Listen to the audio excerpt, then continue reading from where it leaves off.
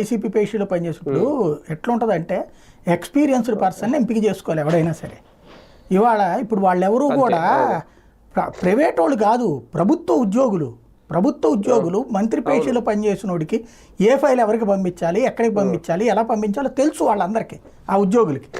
దాంట్లో మంత్రి గారు డబ్బులు కలెక్ట్ చేయమంటే చేస్తారు, వద్దు అంటే ఎవడు చేయడు. అంతే కదా, వద్దయా నాకు డబ్బులు వద్దు మీరు ఎవరు తినడానికి వీలేదంటే ఎవడు చేస్తాడేంటి? వాళ్ళు ఏమైనా పిచ్చోళ్ళే ఏంటి? ఏదో అట్టా వద్దు అనుకున్నప్పుడు పేరెంట్ డిపార్ట్మెంట్కి వెళ్ళిపోతారు లంచాలు తినాలనుకుంటే. ఇక్కడ వాళ్ళు ప్రొఫెషనలిజం చూసుకుంటారు అధికారులు, ఏది మంత్రులు. ప్రభుత్వ ఉద్యోగులు ఏం చూసుకుంటారు, మంత్రి దగ్గర పనిచేసామంటే కొంచెం స్టేటస్ ఉంటుంది కదా, ఈ మంత్రి నెక్స్ట్ వచ్చే మంత్రి ఇట్లాగా అన్నటువంటి చూసుకుంటారు. నాకు తెలిసి నేను జర్నలిజం ఫీల్డ్లోకి వచ్చాక నేను స్టేట్ కవరేజెస్ బిగిన్ చేసింది సి ఛానల్లో హైదరాబాద్లో న్యూస్ ఎడిటర్గా ఉన్న టైంలో. అప్పటి నుంచి చూస్తే నేను తర్వాత కవర్ చేసినప్పుడు ప్రతిసారి కూడా నేను ఒక మంత్రి దగ్గర పనిచేసిన వాళ్ళు, కాంగ్రెస్లో పనిచేసిన వాళ్ళు తెలుగుదేశం దగ్గర చూసా, తెలుగుదేశంలో ఎమ్మెల్యేల దగ్గర పనిచేసిన వాళ్ళు కాంగ్రెస్ ఎమ్మెల్యేల మంత్రుల దగ్గర కూడా చూసా. అది ఏంటి అంటే ఇక్కడ ఎక్స్పీరియన్స్ అక్కడ పనికి వస్తుంది వాళ్ళకి.